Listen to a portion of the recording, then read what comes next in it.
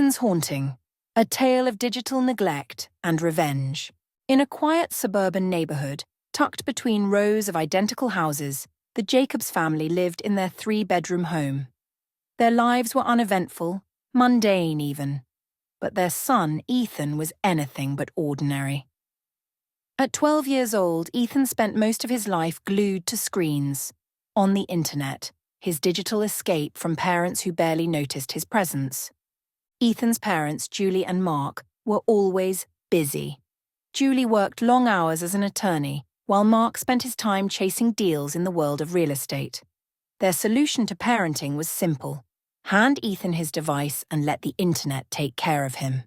One fateful evening, Ethan stumbled upon a viral challenge on the internet called the Hanging Dare. The challenge was meant to simulate a magic trick, showing a person floating in mid-air with a cleverly hidden harness. Ethan was fascinated. If others could do it, so could he. Determined to replicate the trick, he set up ropes and pulleys in the basement with materials he found in the garage. But Ethan didn't understand the mechanics, and as he stepped off a stool to float, the ropes tightened in ways he hadn't anticipated. By the time Julie came home late that night, the silence in the house was deafening. She found Ethan's lifeless body in the basement, the glow of his tablet still illuminating the room. Their grief was intense but short-lived, overshadowed by their guilt and their attempts to sweep the tragedy under the rug. They sold the house within months and moved across the state trying to forget the horror that had unfolded. But Ethan's story was far from over. A year later, in a small town hundreds of miles away, 9-year-old Lily Carter received an unexpected package.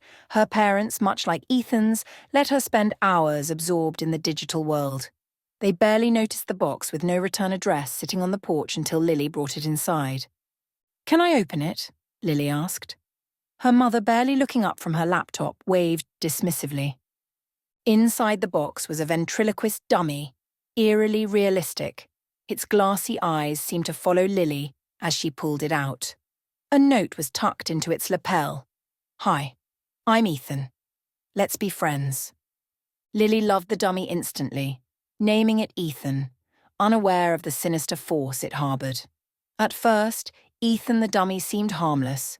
Lily spent hours playing with it, making it talk and watching as it appeared to respond to her commands. But strange things began to happen. Her tablet screen would flicker, even when it was off. Videos would autoplay, all featuring children warning about staying off the internet for too long.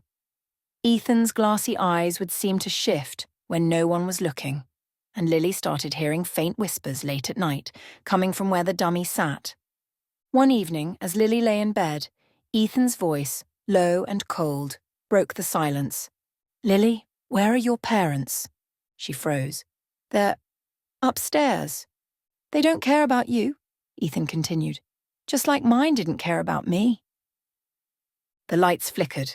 Lily screamed, but her parents, deep in their own distractions, barely noticed. The next day, Lily's mother found her tablet open on the kitchen counter, the screen displaying an AI-driven monitoring dashboard. It showed timestamps of Lily's activity, hours upon hours of unbroken screen time logged each day. She clicked through the tabs, her unease growing as she realized the data was far too specific. It wasn't just Lily's usage, it was a comprehensive report on dozens of children in their town. The dummy sat silently on a nearby chair, its painted grin seeming wider than before. That night, chaos unfolded. Doors slammed shut on their own. The thermostat dropped, plunging the house into an icy chill. Julie heard her own laptop playing a distorted version of Lily's favorite internet videos, the voices warped and twisted. "Why didn't you pay attention to her?" a childlike voice whispered through the speakers.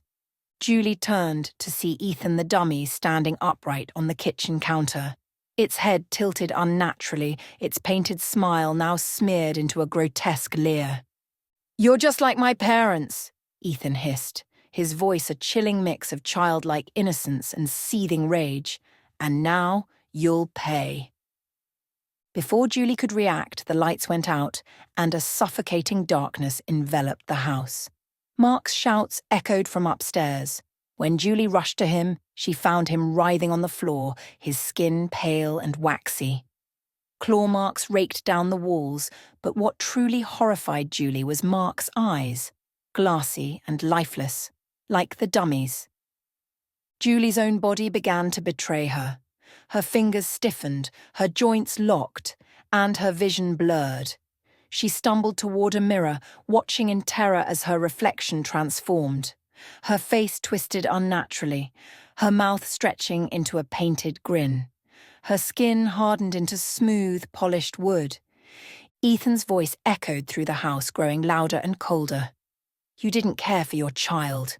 Now you'll never move freely again. You'll see the world as I do, trapped, helpless, and forgotten." Julie and Mark's screams were cut short as their bodies fully transformed into ventriloquist dummies, their painted faces frozen in grotesque expressions of horror. The real Ethan, the spirit within the dummy, let out a chilling laugh. By dawn, the house was silent. Lily wandered downstairs to find two new dummies sitting at the kitchen table. One resembled her mother, the other her father. Both stared blankly ahead, their glass eyes reflecting the morning light. The original dummy Ethan was gone, leaving behind only its shipping box and a note, "Take care of her, or you'll end up like them." Far away, in another quiet neighborhood, a similar package appeared on another family's doorstep, addressed to a child who spent too much time in front of a screen. Ethan's spirit, now bound to the ventriloquist dummy, roamed the world, seeking out children abandoned to the digital void. His mission was no longer just to scare negligent parents, it was to replace them, turning them into hollow, lifeless dolls as a grim warning to others. The dummies were left as silent guardians, watching over the children who had been neglected. Some parents heeded the supernatural warnings, while others vanished, replaced by the wooden figures that once resembled them. Ethan cared little for redemption. He sought justice for children like him, victims of a world that chose screens over connection. And so the dummy continued its journey, its painted grin hiding the restless soul within, always watching, always waiting.